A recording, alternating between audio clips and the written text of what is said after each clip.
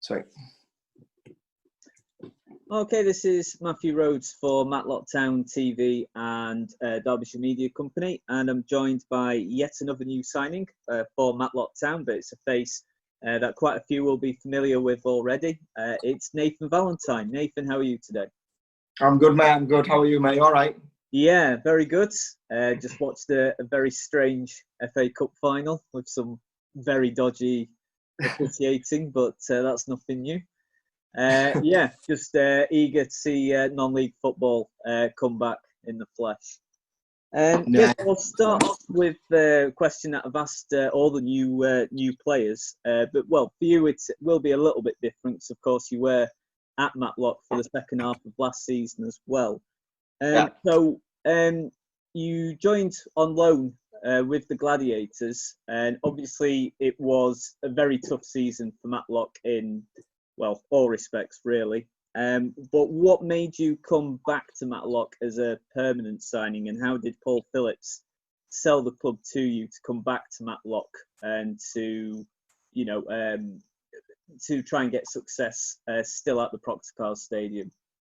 I think it very much started from the time we came in. I think, you know, we took to each other, you know, very well in terms of the way that we work. You know, I felt that the gaffer was able to, you know, get a lot out of me in the time that we was there. You know, prior to lockdown, I finished the season by, you know, being voted the player of the month, which, you know, for me to, you know, to come in and make such an impact in such a small amount of time was very pleasing for me.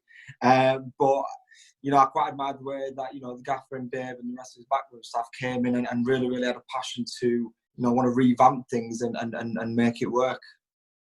Yeah, and how tough has it been to prepare for this particular season compared to previous ones? Because obviously it's been such a strange time, and obviously we've only until recently we've known when the season will actually start, all being well. How tough has it been compared to previous seasons to get prepared for this one? Obviously, what's happened has been a massive shock to everyone. You know, I know the coronavirus and everything that's happened has affected people in different ways, but the main thing was to ensure that everyone was safe. And I felt that the club and you know, all the officials within the league dealt with that incredibly well to ensure the safety, not only the staff, but the players, supporters, and everyone affiliated with Matlock and the wider clubs in the league as well. You know, one thing that we had put in place for us just in the off season, just through all the obscurity, was you know, Dave had put in like personal sessions in for us just to keep us ticking over should we, you know, return to football a lot sooner than expected. You know, a lot of the lads could have just sacked that off really, but they didn't. You know, the vast majority of lads were still cracking on and doing the bits, and Dave was on it as every single day. But not only Dave as well, but I mean the rest of the lads was as well. I mean, like I said, I think it's a mindset which has shone right from, you know, the gaffer through Dave, right the way through to the players, that, you know, it's a mindset really, and you've got to just, you know, you've got to crack on with whatever cards you're dealt with, and you know, you can only prepare as best as you can in the circumstances, and I think we've genuinely just done that. Yeah, we touched a bit on this before we started the interview properly. What have the first few training sessions been like? So obviously it's been different at the moment because still has to be social distancing guidelines met and may even become a bit stricter within the next couple of weeks or so. But from what I've heard, it's been very intense, very demanding, sort of very typical of Paul Phillips and Dave Wild. What's it been like, and what have the new recruits for Matlock been like to play with and to train with as well? So I'll step back really by going back a couple of weeks. You know, Dave offered his optional sessions, or what he called optional sessions, and the rest of the lads got optional sessions. But believe me, they weren't optional. You know, a lad who wasn't there, despite it being optional, you know, we're getting picked up on it in the group chat. You know, lads were travelling far and wide to get into these, you know, social distance sessions that we ran. But in addition to that, you know, it was a really good opportunity for us to, you know, get ahead of the game really, in terms of getting an understanding of his teammates, what's expected, you know, to see what the training's going to be like. And the optional sessions were very, very tough.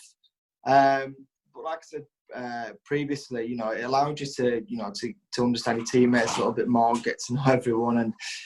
And you know, I remember turning up at one session and it was like something it was like the Evo Stick non-league legends there. There were that many experienced lads there wanting to join in. You know, not only lads who have gone on to sign for the club, but you know, lads who were also interested in you know, getting to know the club a little bit more. Who I've known that has gone on to sign from that as well. So it's been really, really good, to be honest. I've really enjoyed it. I think, you know, once lockdown had been eased, so to speak, you know, I think all of our lads were just itching to get outside of the house. But you know, from myself, it was good to see just where I was in terms of my fitness, and how much I lacked or how much I lost, you know, in the lockdown break, and it allowed me to gain an insight really into what I needed to do to make sure that by the time pre-season officially did start, that I was in tip-top condition. Because like I said before, the gaffer and Dave, I've made no bones about it that it's going to be really, really tough, and you know, that's what's come to fruition.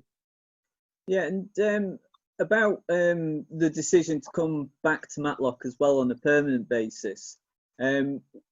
Does some of that also come to the supporters for Matlock as well? Because it was a relatively short spell that you had at Matlock last season, but you certainly created an impression, and a lot of the supporters were really rooting for you. The one particular supporter, I think, has asked every day for the past month, when are Matlock signing Nathan Valentine? So you're a very popular player. What's it like to know that you're going back to a team where, you know, well, obviously the support for the whole club is really good, but there's a lot of support for yourself as well? I think as a player, you know, you can only gain respect at your performances. You know, despite where you come from. You know, you could come from Leeds United, but if you're just going to come and think that, you know, you're just going to be able to walk into a team despite you being brought in for a particular job, then you know, I think you're wrong. I think, you know, football's 90% attitude, 10% ability. All that's something that I was always told anyway. So I think for me personally, coming from Stalybridge, you know, there were a lot of other factors which didn't quite work out for me at Stalybridge. Just, you know, with things like travelling and work, and you know, a couple of other things that, you know, going on in my personal life and whatnot. So to be given the opportunity to come to a really, really good club and under Steve Kittrick, you know, my boss, my former gaffer at Scarborough, you know, so I jumped at the chance really. I just wanted to get in there somewhere and enjoy it. And despite Matlock being at the wrong end of the table, you know, I was almost proving a point to myself, but not only to myself, but you know, my previous manager at Stalybridge and everyone associated with that club, but everyone at Matlock as well.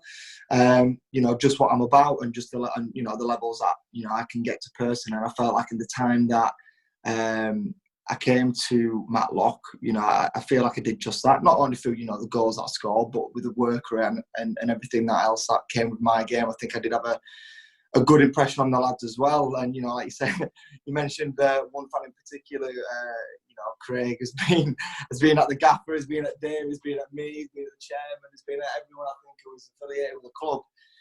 For me to get, for me, it is very, very flattering. You know, at most clubs I've been at, I've always seemed to have had a good relationship with the fans. Just down to the, you know, the work rate and endeavour and everything that I can bring to the team, aside from, you know, the things like scoring goals. Is, you know, it's the other side of the game which I think the fans appreciate as well. You know, things like tracking back, your tackling, your headers, your tackles. You know, I think most fans at this league, you know, at this league, I just want to see lads, you know, leave 110% on the pitch every single time. And I think, you know, the time that I was at Matlock last year, I did just that, and that was prevalent in the accolades that I received when I was there.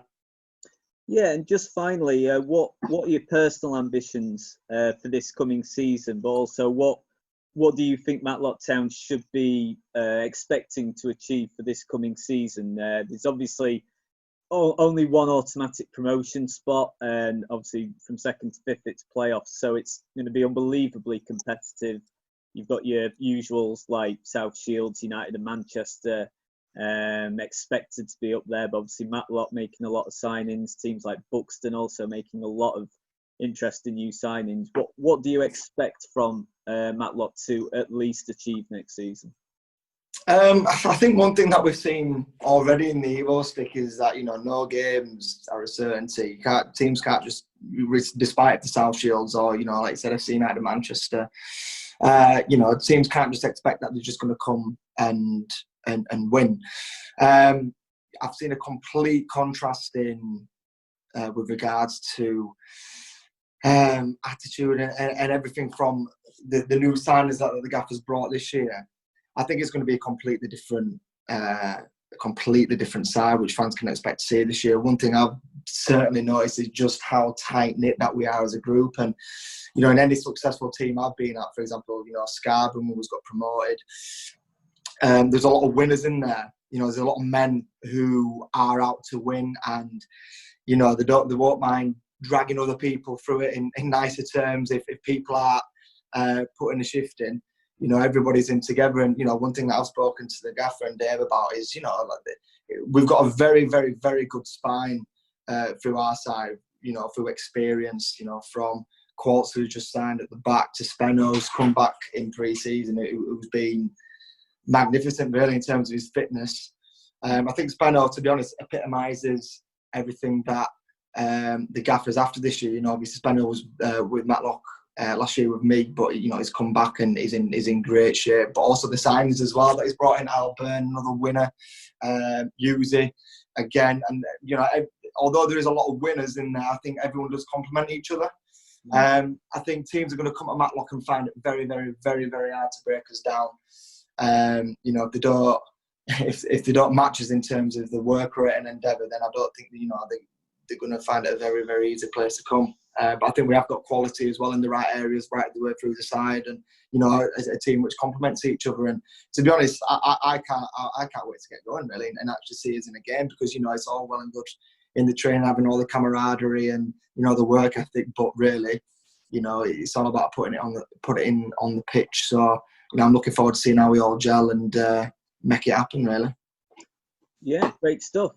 Sure, Matlock fans will be really encouraged with what you've said there. And yeah, like you said, I think everyone's just itching to go, whether you're a player, manager, media, spectator, just whatever, just want to see football properly back, and hopefully sooner rather than later, some actual a full crowd, hopefully. So I think that's one thing that players miss. I personally miss playing in front of that. Like I said, in the time that I've been there, the fans have been brilliant at Matlock. And they've always turned out in the numbers. Despite hard times, I think the chairman said today that despite the season and everything that happened last year, the average attendance still went up.